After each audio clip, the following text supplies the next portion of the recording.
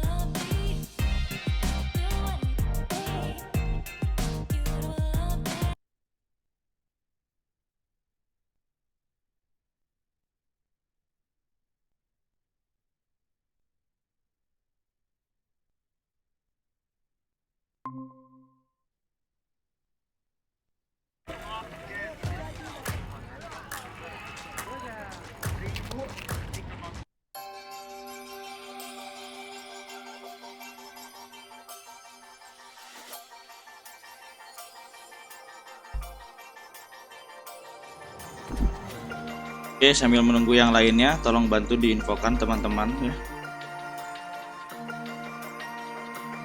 Baik, Pak. Oke, siap.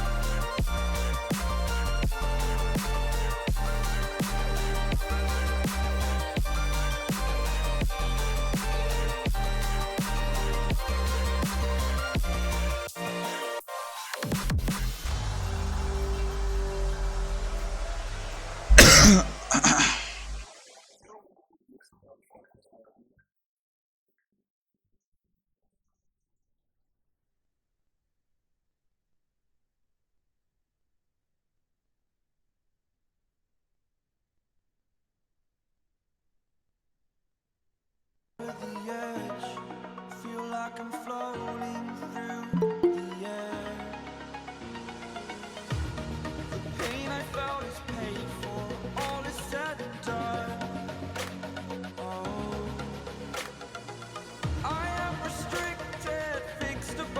sore Pak, maaf telat Pak. Oke, selamat sore.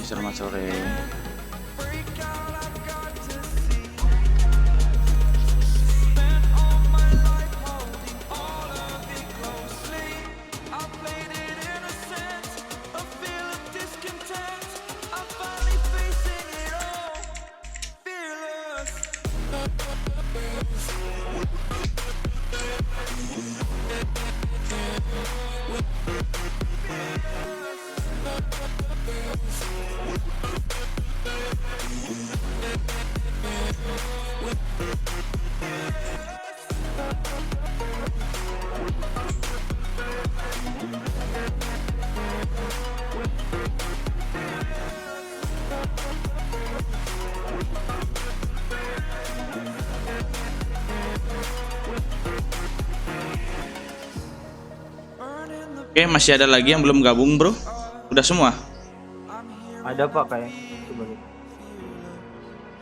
Terus yang belum absen, tolong segera absen dulu ya di si akad dan juga di Google Form-nya. Oke Pak, siap Pak. Ya.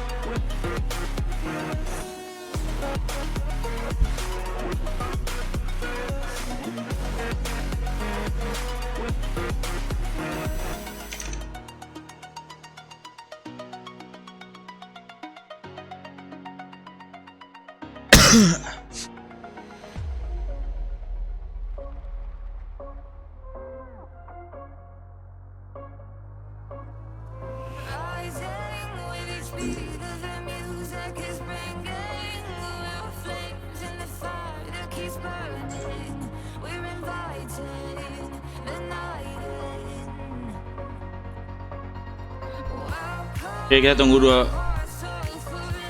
tunggu 2 menit lagi ya.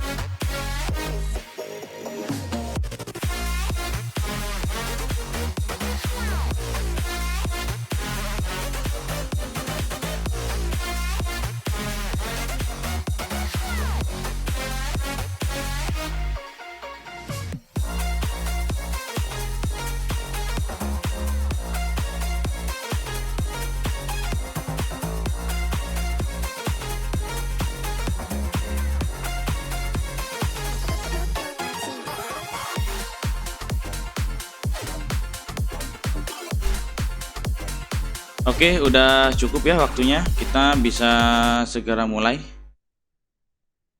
Oke Pak, siap Pak. Oke.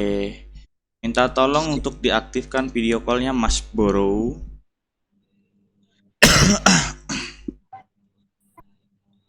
Sabar, Pak. Oke, siap. Wih, mantap. Ini dong semangat. Siap, Pak. Mas Indra, Mas Tito. Oh, saya belum keluar ya?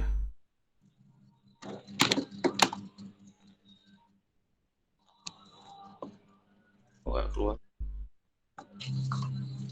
Wah, nge-lag. Oh, udah. Telat.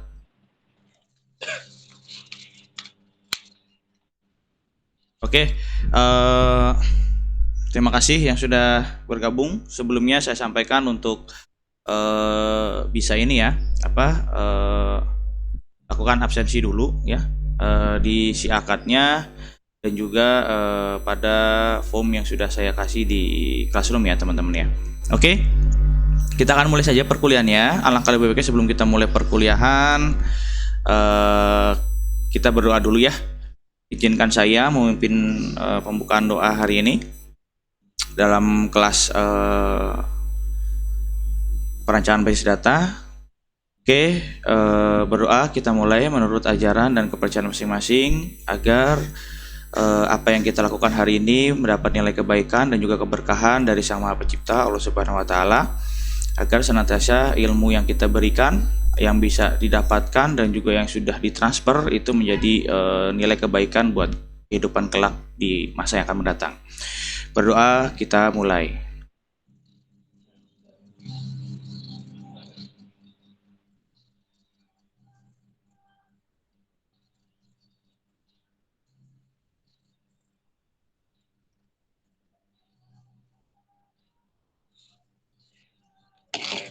Oke, berdoa selesai.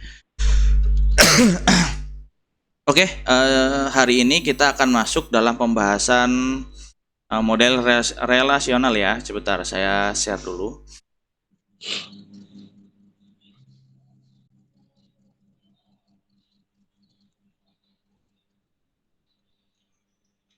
Berat nih.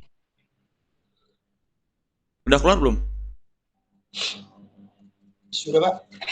Udah keluar nih. Oke, sip. Nah, oke. Jadi dalam pembahasan hari ini kita akan membahas mengenai basis data relasional. Apa sih itu basis data relasional ya teman-teman? Jadi basis data relasional itu merupakan model ya teman-teman ya, merupakan model yang dimana model ini digunakan dan sangat populer sekali untuk di kehidupan nyata ya, di kehidupan saat ini, dan itu sangat populer. Kenapa? Karena basis data relasional itu sangat mudah digunakan. Nah, pembahasan hari ini kita ada 3 ya fokus poinnya, itu dari model basis data relasional itu sendiri, kemudian dari segi terminologinya. Izin bantu. Oke, gimana Mas Indra? Pak, ngasih barang ke Bapak. Ya? Izin keluar dulu. Oh iya. Barang. Oke, baik. Dilanjut ya. Nah, kebetulan untuk fokus hari ini itu ada 3 ya teman-teman yang kita akan bahas. Pertama mengenai model basis datanya, kemudian dari segi terminologinya, kemudian dari relational key-nya ya, itu turunan dari terminologi itu sendiri. Nah, selanjutnya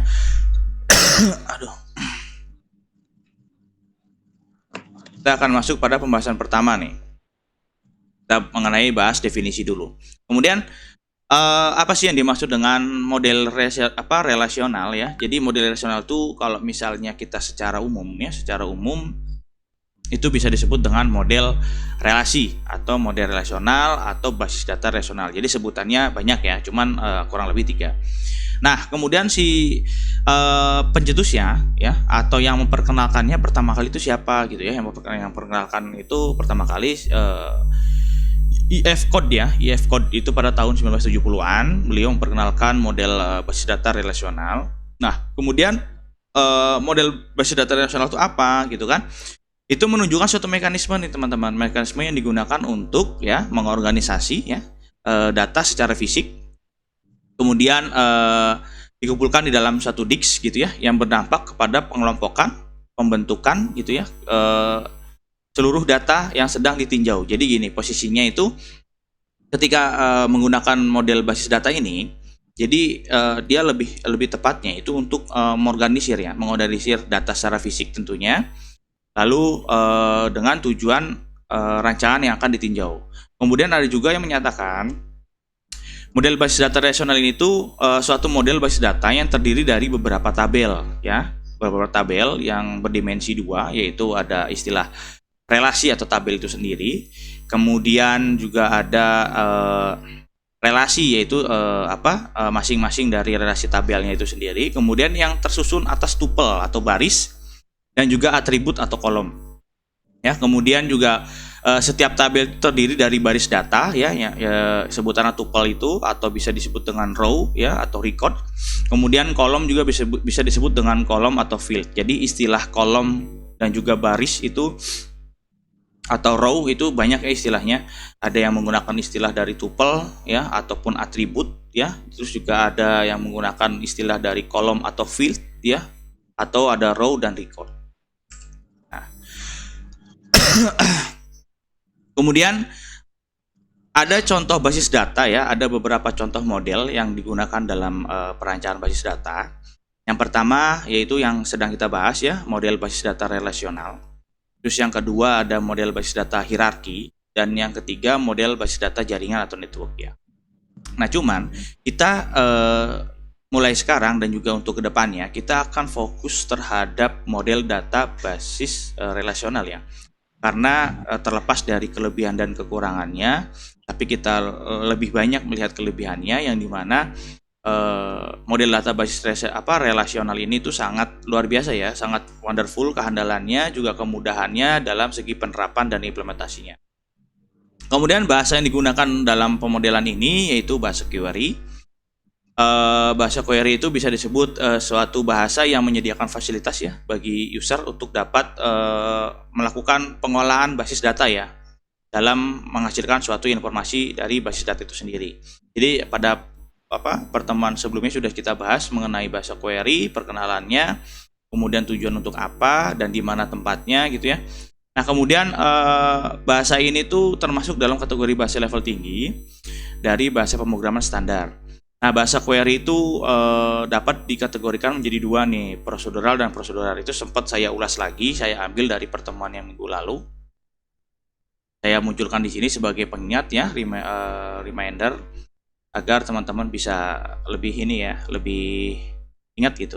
Nah, kemudian dalam bahasa Inggris itu bisa disebut dengan istilahnya RDBMS nih teman-teman. Jadi kalau misalnya teman-teman melakukan searching ya di YouTube atau di Google gitu ya, teman-teman ingin mengetahui mengenai memperdalam database ya, mengenai pemodelan, teman-teman juga bisa searching mengenai RDBMS. Nanti di situ juga banyak ya konten-konten yang disediakan oleh Google, yang terindeks oleh Google, sehingga mendapatkan informasi kalau teman-teman mencari mengenai perancangan basis data, terlebih ke arah data relasional. Nah, kemudian pada data relasional ini itu tidak ada data yang kembar ya, jadi dia tetap data satu ya. Terus kemudian dia memiliki primary key.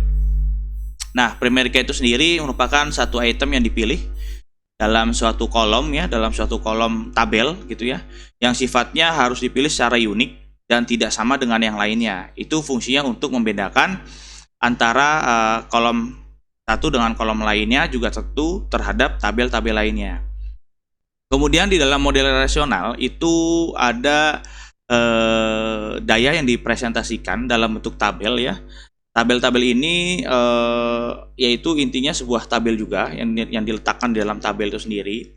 Kemudian ada istilah model IR ya dalam data relational ini. Nah, IR itu sebutan atau singkatan dari entity relation ya, relationship.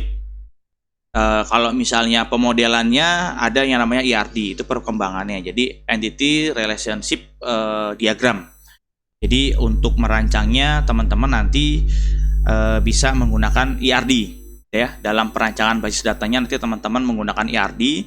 Tentunya juga ada tools ya, ada software yang bisa dibantu untuk teman-teman melakukan perancangan basis data. Tapi sebelum kita melakukan perancangan, kita akan perkenalkan dulu ya. Kita akan perkenalkan dulu istilah-istilah ataupun yang terkait dengan perancangan basis data ini. Jadi sebelum kita langsung praktek melakukan perancangan, jadi teman-teman dibekali dulu ya, dibekali dulu pemahaman-pemahaman dasar sehingga pada saat prakteknya nanti teman-teman tinggal melanjutkan ya. Jadi tanpa teman-teman bingung ya gimana cara merancangnya dan menggunakan apa.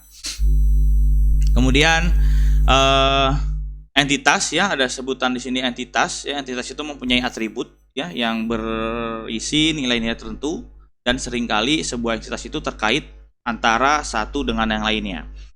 Nah, jadi entitas itu kalau misalnya kita lihat tuh dalam ERD ya, kalau kita berbicara dalam konteks ERD atau IR gitu ya, dalam model IR. Jadi entitas itu merupakan suatu bentuk tabel ya. Tabel yang di dalamnya itu memiliki field ya.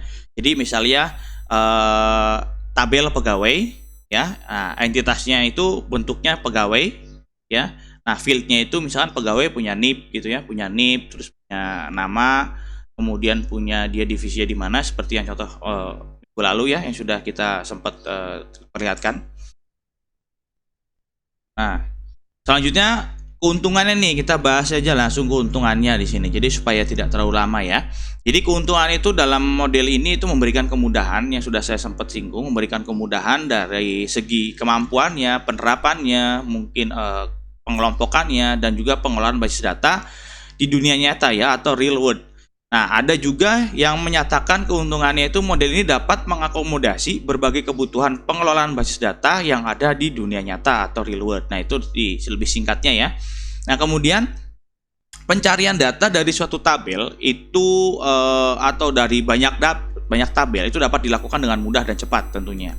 Kemudian model ini model paling sederhana jika dibandingkan dengan model yang lainnya seperti model jaringan dan model hierarki, karena mudah dalam penggunaannya dalam bentuk query-nya ya. Nah, kemudian bentuk sederhana ini membuat pekerjaan seorang programmer tentunya ataupun seorang perancang database system gitu ya, itu sangat mudah karena apa? Dengan melakukan berbagai operasi atau pengelolaan datanya itu dalam bentuk query, insert, update, delete, dan lain sebagainya. Jadi sifat-sifat ilmiahnya dari relasional ini itu sangat mudah digunakan gitu ya. Nah, ini contoh nih teman-teman yang tadi kita bahas. Nah, jadi ini ada atribut nih teman-teman. Nah, kita lihat di sini ada 3 tabel ya. Ada 3 tabel yang dimana ada tabel mahasiswa, ya, ada tabel dosen, ada tabel mata kuliah. Nah, kemudian apa sih yang disebut dengan atribut gitu ya? Nah, ini atribut itu teman-teman bisa lihat nih, ya, mulai dari NIM ya, nama mahasiswa, alamat mahasiswa. Nah, itu merupakan bentuk dari Atribut. ya, betul, merupakan bentuk dari atribut itu sendiri. Nah, kemudian kita bisa lihat lagi, ya, apa sih yang disebut dengan tuple atau row gitu ya. Nah, kita lihat nih, tuple atau row itu yang susunannya ke bawah ya, biasanya jadi dari setiap barisan yang berisi dengan data itu akan selalu tersusun ke bawah. Nah, itu patokannya sebagai bentuk dari tuple ya. Nah, oke. Terus selanjutnya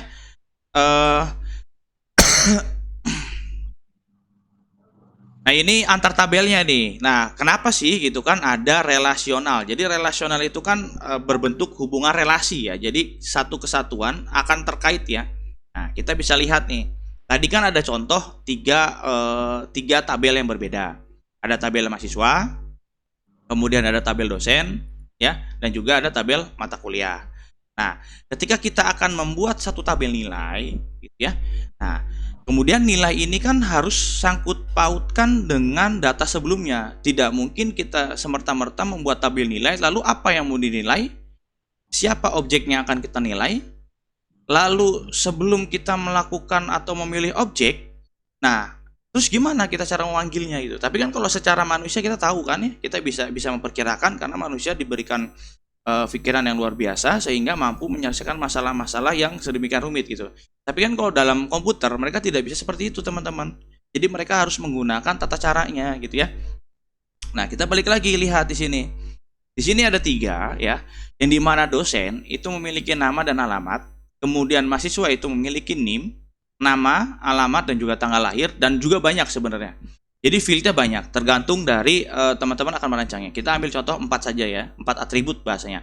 Boleh atribut, boleh field.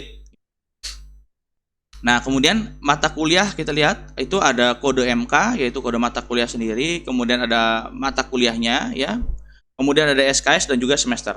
Nah, itu kan di sini kita bisa mengetahui, oke, berarti dalam mata kuliah ini sudah dirancang nih bahwasanya ada kode mata kuliah yang harus diisi, kemudian ada mata kuliahnya juga harus diisi, dan itu harus sesuai dengan kode mata kuliahnya dan juga SKS-nya berapa dan semester berapa.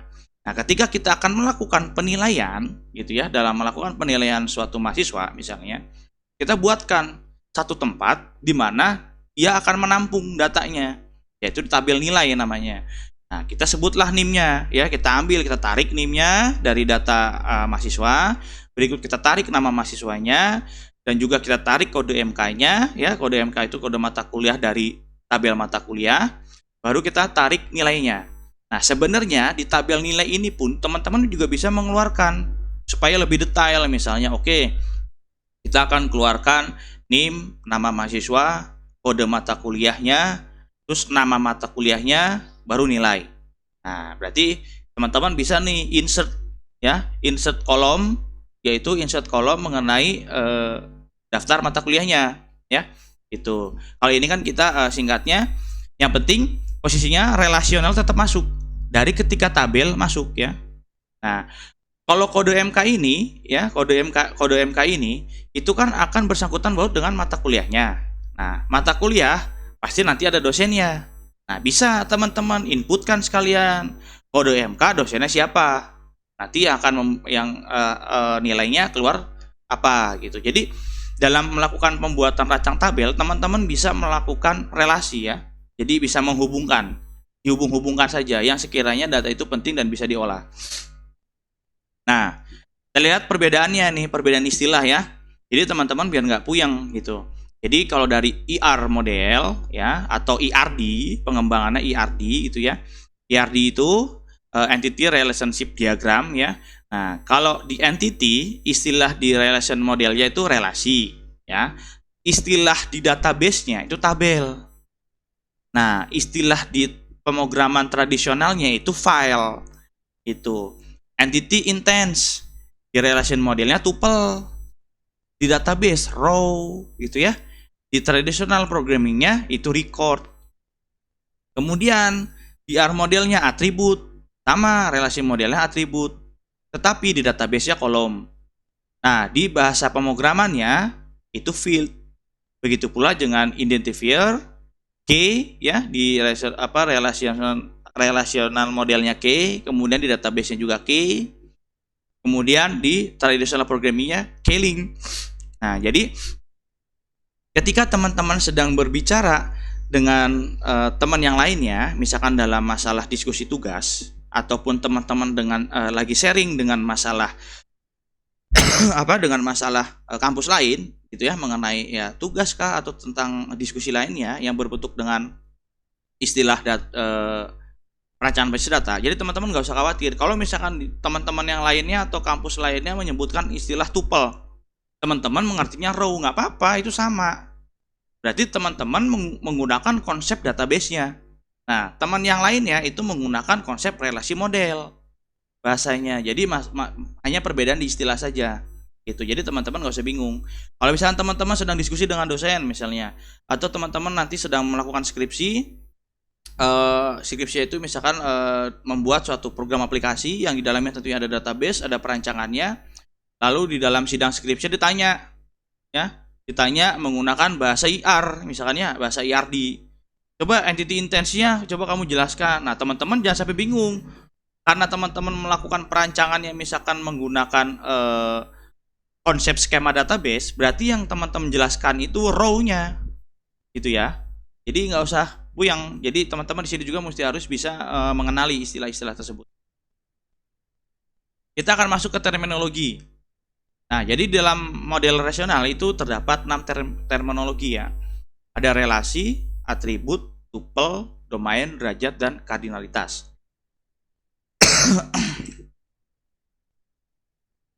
Nah, jadi begini teman-teman. Relasi itu direpresentasikan sebagai tabel ya, yang terdiri dari baris dan kolom ya. Diaplikasikannya hanya pada struktur logikal, bukan fisikal. Nah, kan sempat tuh pada pertemuan 2 apa ketiga kita sempat perkenalkan mengenai struktur ya. Struktur logikal ya kan, fisikal, logikal, baru struktur view, program aplikasi ya. Nah, jadi kalau untuk relasi ini itu diaplikasikannya pada struktur logikal. Jadi bukan pada fisikalnya. Struktur data ya, struktur data itu menyimpan suatu bentuk informasi. Nah, digunakan untuk menyimpan entitas, atribut ya, relationship, dan juga weak entitas. Nah, strukturnya itu sebagai tabel atau kumpulan tabel-tabel. Setiap relasi memiliki skema. Nah, kemudian apa sih yang disebut dengan skema gitu kan? Skema itu sekumpulan dari objek-objek ya, sekumpulan dari objek-objek database yang dimiliki user tertentu nih. Ya. Nah, kemudian ada yang namanya weak entitas ya, atau entitas lemah. Nah, entitas lemah itu adalah entitas yang keberadaannya sangat bergantung dengan entitas yang lain. Jadi istilahnya kalau yang lain tidak ada satu hubungannya dengan dia tidak bisa disebut dengan entitas weak ya, atau weak entitas. Jadi dia sangat lemah. Dia harus bergantung terhadap entitas yang lain. Kemudian kita bisa lihat di sini ya, yang mendeskripsikan nama relasi dan atribut beserta tipenya. Contoh ya, kita masuk dalam tabel mahasiswa nih. Ada mahasiswa yang berisikan name, itu diisi tipe datanya string. Kemudian nama diisi tipe data string. Nah, keterangannya, mahasiswa itu adalah nama relasinya. Tim dan nama itu adalah atribut. Ya. String itu merupakan tipe data ya dari si atribut itu sendiri. Nah, di dalam relasi ini dia itu tidak memiliki key atribut nih teman-teman. Jadi si entitas ini tempat bergantung atau identifyingnya sebagai owner itu dia sangat lemah ya. Jadi harus berdasarkan entitas yang lain. Jadi dia nggak kuat kalau dia sendiri. Nah, jadi kalau dalam istilah atribut entitas lemah itu dia berperan sebagai partisial ya, partial identifier kalau nggak salah. Jadi itu sifatnya berfungsi secara sebagian. Jadi dia nggak bisa bersifat secara seluruh. Kita bisa lihat dulu contohnya nih. Nah, apa sih yang disebut dengan relasi di bagian mana gitu ya. Nah, jadi relasi itu semua nih teman-teman ya, di semua nih bentuk dari NIM, nama mahasiswa, alamat, berikut isinya ya, dari atas sampai bawah misalkan sampai ribuan itu merupakan bentuk relasi. Ya, merupakan bentuk relasi. Nah, teman mesti ingat teman-teman, relasi itu dalam bahasa database-nya tabel. Nah, berarti kalau teman-teman menggunakan istilah tabel, berarti ini tabel nih, tabel mahasiswa. Tapi kalau menggunakan istilah dari relation database, relation basis data, itu ini sebutnya relasi gitu ya. Jadi jangan sampai salah nih. Jika ada soal-soal atau ada diskusi dalam bentuk istilah-istilah, teman-teman jangan bingung. Ya. Nah, kita masuk ke dalam sisi atribut. Atribut itu merupakan kepala atau header ya, kepala atau header dari setiap kolom yang ada dalam tabel. Ya, misalnya kita lihat dalam tabel mahasiswa. Nah, atributnya itu berisi NIM, nama mahasiswa, alamat mahasiswa, dan tanggal lahir. Ya, nah itu merupakan bentuk dari atribut. Ya. Kita masuk ke tuple. Apa sih yang dimaksud dengan tuple? Tuple itu sebuah baris pada tabel. Nah, kita lihat nih. Kalau misalnya di daftar mata kuliah ya, di tabel mata kuliah, itu ada kode mata kuliah KU123, mata kuliah Bahasa Indonesia, SKS 3 dan semester 1. Nah, itu merupakan satu tupel. Nah, kalau teman-teman berbicara berapa banyak tupel, berarti teman-teman akan berpikir berapa banyak row, gitu ya. Nah, karena tupel dan row itu sama, cuman beda istilah. Jadi, secara garis besarnya, ketika teman-teman berbicara tupel, ya, maka teman-teman akan berbicara row. Nah, kalau misalkan dalam tabel mata kuliah ini, itu ada 3 tupel atau ada 3 row. Ketika teman-teman coba tolong keluarkan tupel bahasa Indonesia, berarti kan yang diminta query-nya hanya mengeluarkan informasi di bahasa Indonesia aja. Dan untuk struktur data, basis datanya tidak perlu dikeluarkan karena tidak perlu harus teman-teman melakukan query ke sana. Karena yang dibutuhkan hanya bahasa Indonesia saja. Jadi pada saat query-nya teman-teman bisa melakukan teknik-teknik query gimana caranya permintaan user atau permintaan pengguna itu bisa dilayani gitu kan, dengan berbagai case yang sudah teman-teman siapkan. Ini domain nih ya. Jadi domain itu merupakan himpunan nilai yang diperoleh ya atau yang diperbolehkan muncul gitu.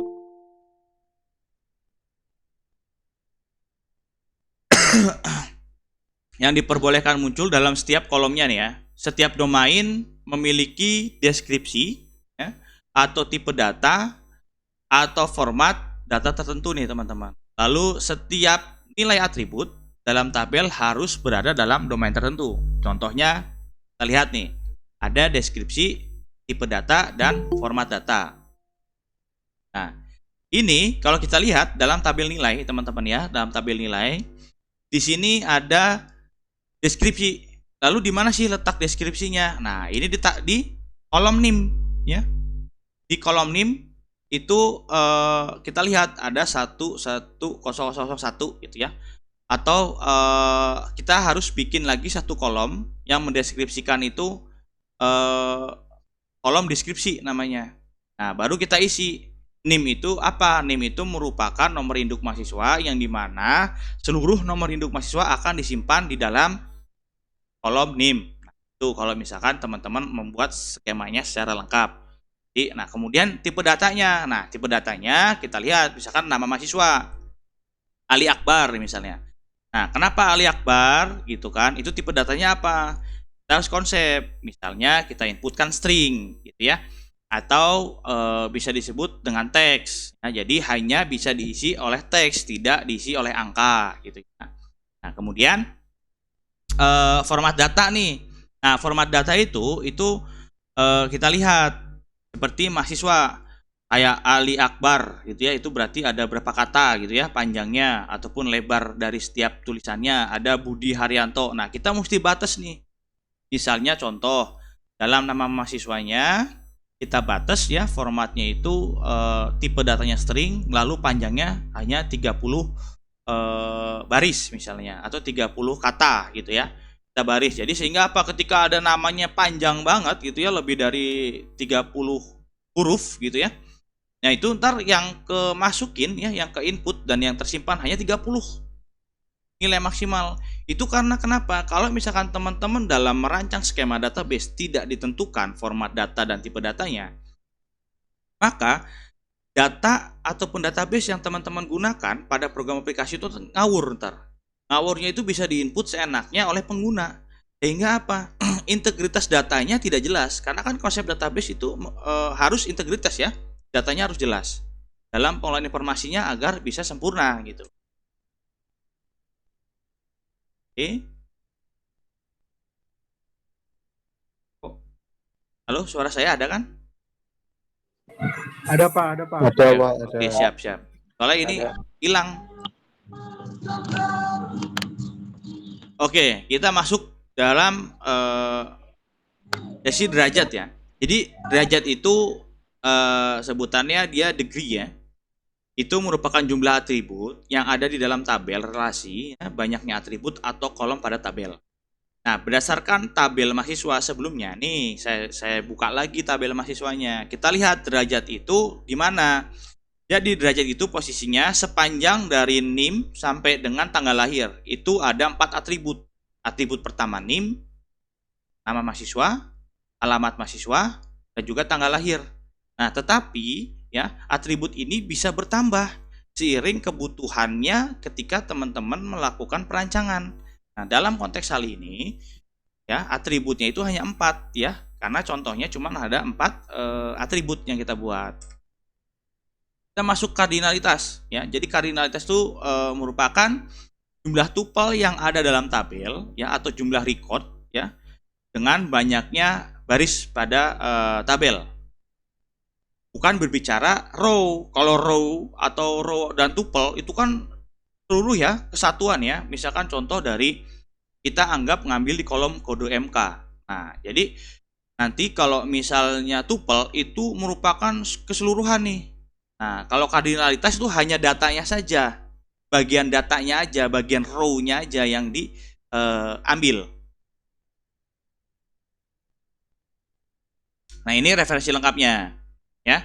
Jadi kita lihat, nah istilah basis data relasional ya, ada tadi ya, ada relasional, atribut, tuple, domain, dan derajat.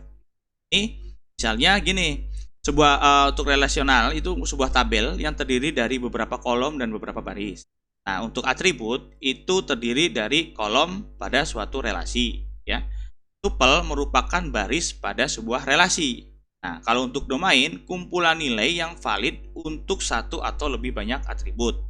Nah, derajat, jumlah atribut dalam satu relasi, yaitu satu tabel. Cardinality itu merupakan jumlah tuple dalam sebuah relasi.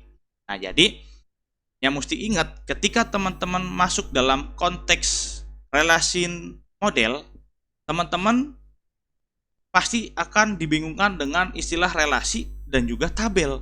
Begitupun juga dengan saya nih.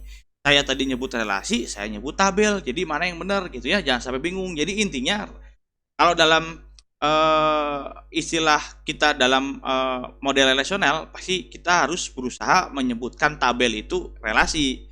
Tapi kadang-kadang karena sudah menjadi kebiasaan, karena kita banyaknya bergelut di praktek ya istilahnya, kedepannya gitu banyak bergelut di praktek, maka teman-teman secara tidak langsung teman-teman akan terprogram udahlah nyebutnya tabel aja bukan relasi gitu biar gampang gitu kan.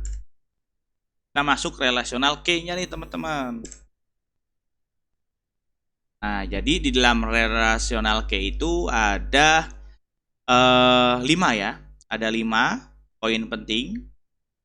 Itu ada super K, kemudian ada kandidat K, ada istilah primary K, dan juga ada alternate K.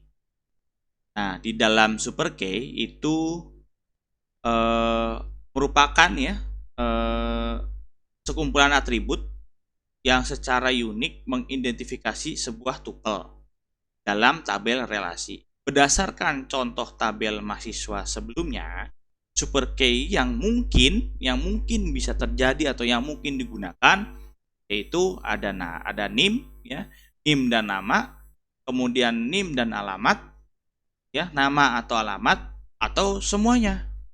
NIM, nama, alamat, tanggal lahir gitu ya. Nah, kemudian kandidat K-nya, kandidat K itu super K yang himpunannya bagian yang sebenarnya tidak ada menjadi super K juga. Nah, jadi antara super K dan kandidat K itu jadi gini konsepnya. Jadi ketika dalam tabel mahasiswa tadi ya, kita lihat ya tabel mahasiswa acuannya, di situ kan ada NIM, nama, alamat, dan tanggal lahir. Nah, super K-nya itu bisa jadi NIM saja, atau NIM dan nama, atau NIM dan alamat, atau nama dan alamat gitu ya, atau semuanya di setiap field ya, itu termasuk dari super K. Tuh, itu masih menerka-reka. Nah, diturunkan lagi ada namanya kandidat K gitu kan. Kandidat K itu super K yang dihimpun ya. Istilah yang dihimpun bagiannya yang sebenarnya tidak ada menjadi super K juga. Itu kita lihat. Kemungkinan timbulnya kandidat K itu ada NIM, nama, alamat, tanggal lahir gitu ya. Ada nama, alamat, tanggal lahir juga yang kemudian bisa dikombinasikan kedua-duanya menjadi pengidentifikasian yang unik dalam sebuah tabel relasi. Nah, jadi untuk kandidat K dan super K itu biasanya tidak sering digunakan teman-teman, karena mereka itu saling beririsan sebenarnya, tidak menjadi suatu bentuk fokus utama dalam perancangan. Nah, Yang paling penting dalam perancangan skema database itu biasanya teman-teman menggunakan bentuk primary key-nya yang diambil. Jadi primary key itu merupakan kandidat key yang dipilih sebagai identifikasi untuk sebuah tabel relasi. Ya. Nah, jadi patokannya berdasarkan kandidat key yang sudah disebutkan di atas, gitu ya. Nah, teman-teman harus memilih dalam satu tabel. Apakah teman-teman memilih NIM sebagai primary key atau teman-teman memilih yang lain sebagai primary key? Cuma catatannya ketika teman-teman menentukan primary key dalam satu atribut, maka teman-teman harus melihat dari segi uniknya. Ya, dari segi uniknya sehingga apa? Sehingga di kemudian hari primary key itu tidak sama atau tidak redundans, gitu ya, dalam bahasa redundans yang sempat kita kemarin, atau tidak ambigu atau tidak double. Nah, jadi harus unik teman-teman. Seperti NIM. Dalam arti kalau dalam tatanan negara catatan negeri sipil gitu ya, catatan dinas catatan sipil, primary key-nya dalam database mereka itu KTP kita. Itu kartu identitas kita kalau dalam segi pemerintahan, ya, dalam segi governance. Tapi kalau dalam segi kampus, segi universitas, primary key-nya itu adalah NIM. Karena dari tahun ke tahun, ya, dari angkatan ke angkatan, ya, itu tidak akan pernah sama NIM-nya, walaupun ada namanya yang sama. Ada double nama tapi beda bapak kandung misalnya. Ada 3 nama tapi beda ibu kandung. Bapak kandungnya sama, beda ibu kandung, mungkin status kesatuan, tetapi NIM-nya pasti beda. Begitu pula dengan KTP, gitu kan? Kayak anak kembar 10, ya kan? Tapi bapak ibunya sama, ya kan? Namanya mungkin bisa disamain sama orang tuanya, tetapi KTP-nya pasti beda. Itu pula dengan primary key, jadi harus unik. Ya, selanjutnya ada alternate key. Nah, alternate key itu merupakan, ya, kandidat key yang tidak dipilih sebagai primary. Nah, jadi alternate key itu merupakan apa ya? Hasil penyisihan lah ibaratnya, ya, secara kasar hasil penyisihan yang tidak diambil sebagai primary key. Nah, kalau misalkan kita menentukan NIM sebagai primary key, maka yang menjadi alternate key-nya itu seperti nama, alamat, dan juga tanggal lahir. Nah, ini nih untuk ilustrasi gambarnya, ya, supaya mudah dipahami. Nah, jadi NIM karena kita sudah tetapkan sebagai primary key, maka angka-angka yang keluar karena kita sudah menentukan tipe datanya pada saat merancang, bahwasanya NIM kita jadikan primary key, kemudian diisi menggunakan tipe data string misalnya, atau menggunakan diisi tipe data integer misalnya, atau tipe datanya kita isi varchar, ya, itu terserah, ya. Teman-teman bisa bebas mengisi tipe datanya sesuai dengan kebutuhan. Kita masukkan primary key-nya NIM. Kemudian kandidat key-nya itu semua yang ada dalam setabel. Itu termasuk dari kandidat. Jadi sebenarnya urutannya super key, kandidat key, primary key, baru alternate key. Itu karena kita tidak ataupun jarang menggunakan super key, jadi yang keluar istilahnya pertama kandidat key, berarti seluruh kolom, ya, atau seluruh atribut itu menjadi kandidat. Karena berdasarkan pertimbangan dan juga perancangan serta analisis mendalam, ketika teman-teman melakukan perancangan database, ya, dengan mengacu terhadap misalnya proses bisnis suatu organisasi, maka kita tetapkan NIM ini sangat cocok menjadi primary key. Oke, tetapkan untuk Palu Jeger. Nanti perancang database itu dia akan melakukan pengodingan, ya, menulis skrip yang dimana kan NIM itu sebagai primary. Nah, alternatifnya atau alternate-nya itu yang tidak termasuk dalam primary key, yang tidak terpilih. Cuma alternate key ini bisa digunakan jika, ya, jika teman-teman sedang melakukan query yang dimana membutuhkan 2 atribut dipanggil sekaligus, ya.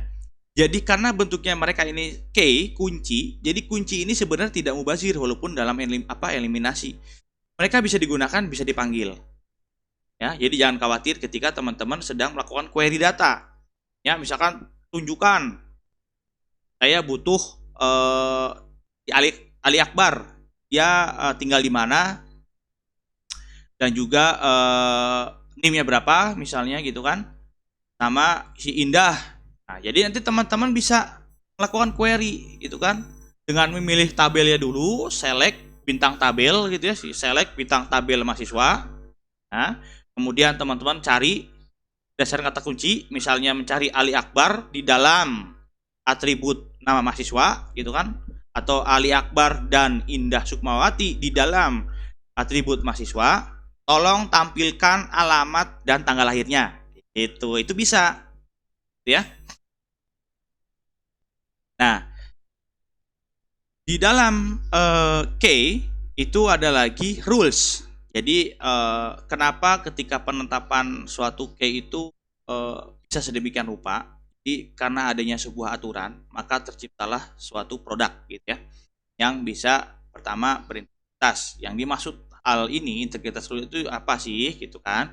Sekelompok aturan dalam RDBMS ya, RDBMS yang harus dipatuhi dalam pembuatan database agar database tersebut dapat bermanfaat sebagaimana mestinya. Kemudian relational integrity rules, dalam hal ini NULS. Jadi nanti ketika teman-teman merancang apapun ya, baik ketika teman-teman sedang melakukan penulisan script coding gitu ya, script pemrograman, ataupun teman-teman sedang merancang skema database, pasti suatu saat itu pasti teman-teman akan mengisikan istilah null. Jadi null itu bernilai kosong ya, nilai kosong, yang dimana null itu merupakan sebuah atribut yang tidak diketahui ya, ataupun tidak ada pada sebuah tuple ya, atau dalam sebuah tabel. Nah, contohnya ketika merepresentasikan nilai untuk atribut yang tidak diketahui atau tidak digunakan atau tidak tersedia untuk suatu tuple, berkaitan dengan ketidaklengkapan atau pengecualian data ya. Ya, adanya suatu nilai dan tidak sama nilainya dengan 0 atau spasi. Kemudian misalnya kita lihat dalam tabel mahasiswa nih. Nah, di situ kan di dalam alamat ya, Budi Hartono berisikan 0. Tanggal lahirnya 0. Jadi gimana? Jadi gini. Dalam teman-teman melakukan proses perancangan basis data dan juga teman-teman sedang membangun yang namanya software ya, program aplikasi, pasti di mana teman-teman akan kesulitan untuk menentukan isi datanya. Itu. Misalnya contoh teman-teman sedang melakukan inputan data mahasiswa. Tapi di formulir fisiknya si nama Budi ini teh poho gitu ya, lupa, nggak disertakan nama alamatnya. Apa kita nggak akan menginput si Budi dalam sistem? Apa si Budi kita biarkan dulu, kemudian kita panggil panitinya, tolong kembalikan data Budi, tolong Budi isi dulu alamat mahasiswa dan tanggal lahirnya, sehingga saya tidak bisa melakukan pengisian atau penginputan ke sistem. Salah gitu. Nah, jadi ketika teman-teman merancang database diisikan dengan 0 ya, berarti si alamat itu bernilai kosong gitu, atau spasi tidak ada datanya sehingga 0 yang keluar gitu. Nah, ada juga dalam database, dalam istilah database 0 itu tidak boleh kosong itu. Jadi ada istilah 0 ini yang berbeda nih. Jadi maksudnya tidak boleh kosong gini. Pernah nggak teman-teman menginput suatu formulir, jangan jauh-jauh deh, formulir absensi saya. Kan ketika teman-teman tidak menginputkan satu karakter atau satu huruf sekalipun, tidak bisa lanjut kan prosesnya, bener nggak? Nah, itu berarti 0-nya diterapkan tidak boleh kosong. Itu. Tetapi dalam tetapi dalam relasional basis data ini ya, si 0 ini itu bisa dikeluarkan, bisa di outputnya bisa diberikan. Berarti dalam hal ini ketika program aplikasi sedang berjalan dan datanya itu tidak ada atau bernilai kosong, tetap masih bisa disimpan. yang nantinya kemudian hari diedit, ya. Bisa diedit atau bisa diupdate menggunakan query database. Makanya dalam sistem SIACAD pasti teman-teman ketika salah input bisa edit, bisa hapus. Nah, itu merupakan teknik dari DML, ya. Data Manipulation Language, yaitu untuk melakukan manipulasi data, ya, gitu. Nah, kemudian yang selanjutnya ada Entity Integrity, ya, yaitu sebuah peraturan integritas yang menyatakan bahwa setiap tabel relasi harus mempunyai sebuah primary atribut ataupun sekumpulan atribut yang dipilih sebagai primary key-nya, ya. Harus mempunyai nilai yang unik atau tidak null. Berarti apa peraturannya? Ketika teman-teman menetapkan suatu primary key, baik dalam satu tabel atau dari puluhan banyak tabel, ya, itu sifatnya mesti dilihat uniknya. Dan kedepannya tidak redundans, ya, tidak double, tidak ganda, ya, tidak mengakibatkan data itu menjadi data buruk, ya, kemudian dalam pengolahannya sulit, ya, dan tidak boleh null. Jadi si primary itu wajib diisi, pokoknya nggak boleh enggak, atau sifatnya mau diisi secara otomatis oleh komputer bisa. Misalnya contoh program apa ya, misalkan program survei lah ya, program survei. Nah, dalam segi urutan, ya, urutan inputan itu akan otomatis dikasih nomor, ya, oleh si sistem. Orang yang pertama kali nginput berarti dia dapat nomor 1. Orang yang pertama kali nginput, orang yang kedua nginput berarti dapat nomor 2, gitu ya. Nah, itu merupakan bentuk dari otomatisasi. Nah, tetapi dalam hal ini, ya, dalam hal ini primary key, itu teman-teman harus konsep dulu di awal, ya. Misalnya formatnya tadi, ya, kalau tabel mahasiswa itu 1001, berarti dia nggak boleh 0, dimulai angka 1. Nah, ketika sudah selesai programnya, lalu teman-teman input data mahasiswa, maka selanjutnya nomor 1002, 1003, 1004 terus saja sampai data itu penuh, ya. Nah, selanjutnya ada referential integrity, yang dimana sebuah peraturan integritas yang menyatakan bahwa setiap atribut, ya, setiap atribut dalam sebuah tabel, ya, yang menunjukkan ke tabel relasi lainnya itu harus merupakan hubungan yang valid. Contohnya, misalnya kita mengacu pada tabel mata kuliah dan juga tabel nilai. Nah, atributnya di dalam tabel mata kuliah kan kita tetapkan primary key-nya itu kode MK, ya. Lalu di tabel nilai, ya, di tabel nilai harus valid juga. Jadi di kode MK-nya itu harus diambil, ditarik key-nya, gitu ya, ditarik key-nya dengan relasi, sehingga apa? Ketika kita tarik kode mata kuliahnya, maka entitas yang di dalamnya ataupun tuple yang di dalamnya berisi misalkan kode MK-nya 1102, mata kuliahnya basis data, ya kan, berapa SKS, itu semua akan ke bawah. Jadi ketika teman-teman melakukan query tapi menggunakan jalur nilai, maka tabel yang ada di mata kuliah pasti bisa ketarik. Itu karena sudah direlasikan, ya, yang dipanggil primary-nya, teman. Nah, beres nih. Sampai sini alhamdulillah, ya, pembahasan relasi model sudah selesai. Mana ada yang ditanyakan nggak teman-teman mengenai materi ini?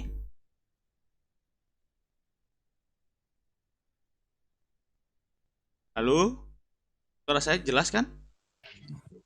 Jelas, Pak. Ada Pak.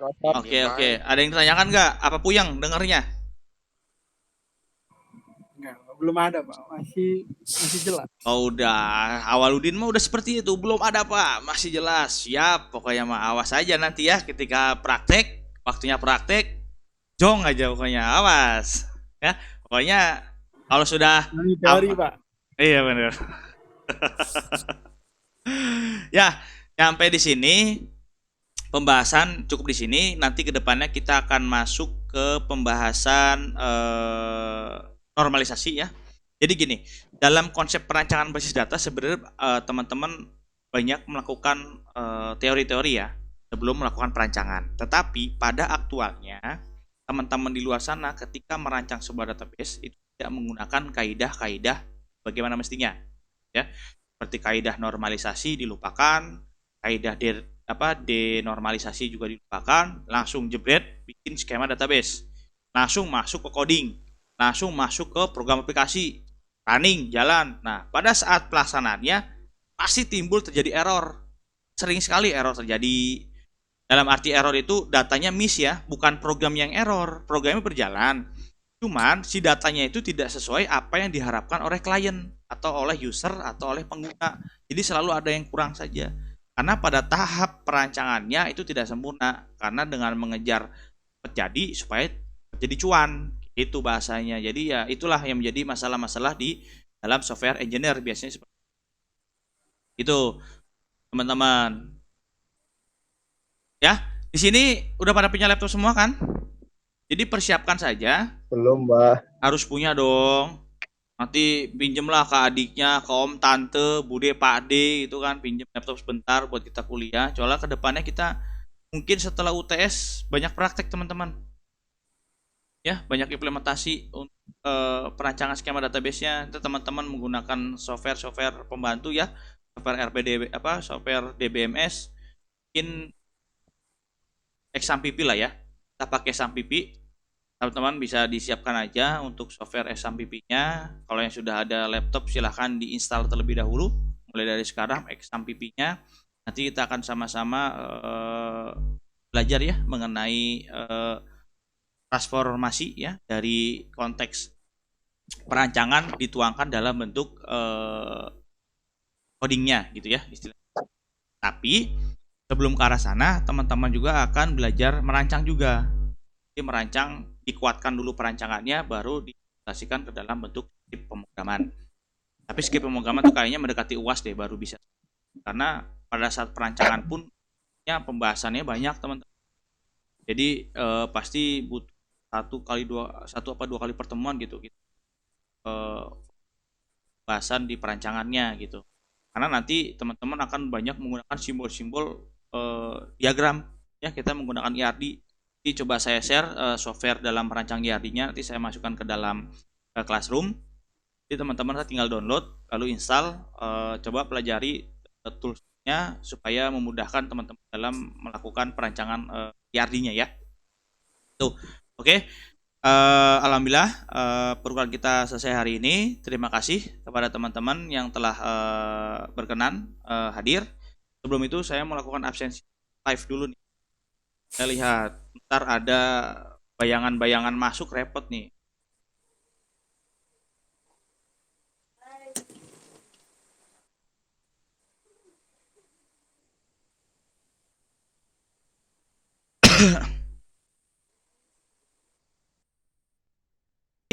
Perkuliahannya, terima kasih teman-teman. Mari sama-sama kita mengucapkan hamdalah ya.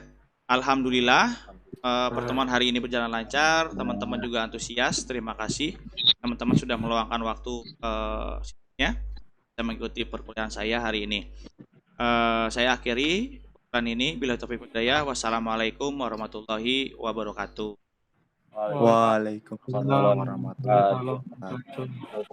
Terima kasih, Pak.